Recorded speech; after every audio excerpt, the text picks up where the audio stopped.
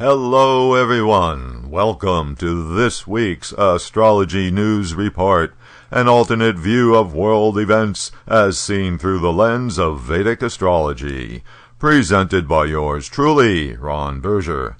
Today is July 5th, 2015. In this segment, we'll see how the planets' positions in the zodiac have been matching up with current events. At the beginning of last week, Venus was exactly conjunct Jupiter. When two planets have to be within 1 degree of each other, they are in Graha Yuddha, planetary war. Venus is the planet of finance and value. Jupiter represents banks and bonds.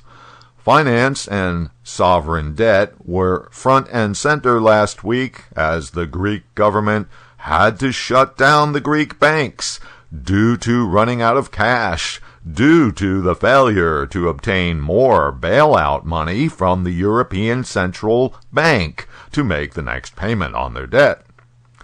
The EU finance chiefs refused a stay of execution, and Prime Minister Tsipras threw it to the people. Greece voted on a referendum Sunday, July 5th, ostensibly to agree or refuse the European Union terms, but actually it was a referendum on their new leftist government.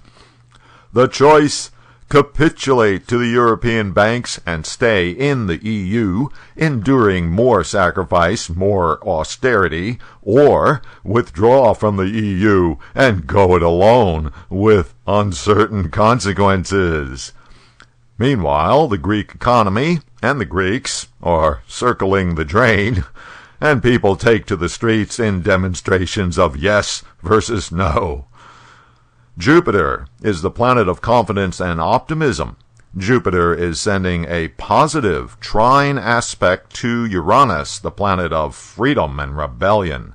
That suggests that the Greeks go for separation from the EU. But the Greeks' referendum on Sunday was on the day when Mercury, planet of making rational decisions, and Venus, planet of values and finance, were both changing signs. In other words, a time of confusion. So it's anyone's guess how this all turns out. In any case, it may be that there is not any clear winner.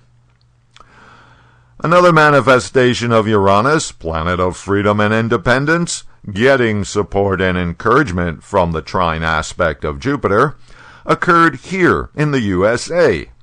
The Iranian candidate for Democratic Party nomination, Senator Bernie Sanders, champion of the common people, has been surging in the polls.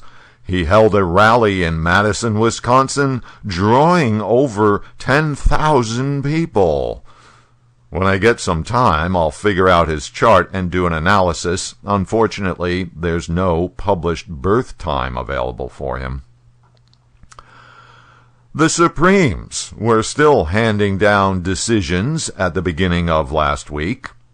Among these was upholding the use of a controversial drug use that's in the execution cocktail, which by some accounts caused excruciating pain during the dying process.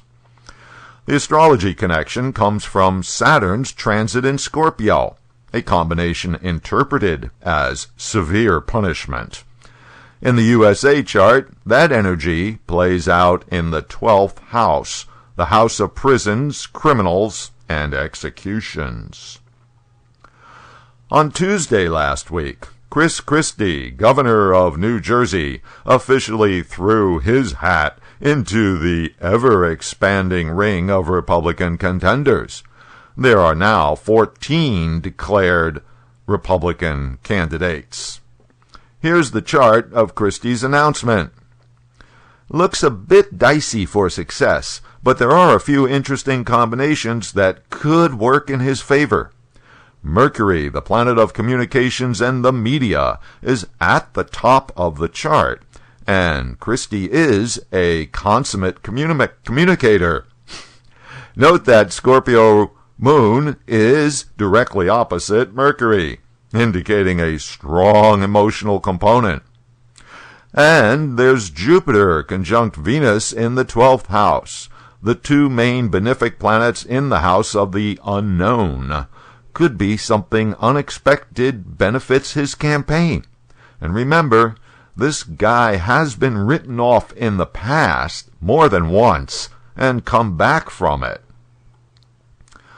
And while on the subject of Republican contenders, the Donald has been in the news a lot lately, making headway in the polls of the Republican contenders and simultaneously getting dumped by major corporations due to his derogatory comments on Mexican immigrants. Trump said emphatically that Mexico was sending drug dealers and rapists to the United States. Famous for making bombastic, controversial statements, the Donald is not one to back away from a fight. Since the Latino vote is so crucial in determining who wins in 2016, the Republican Party now has a Trump problem. Let's take a look at Donald Trump's chart. Oh boy, a lot of really intense, crazy combinations in this chart, as we might expect.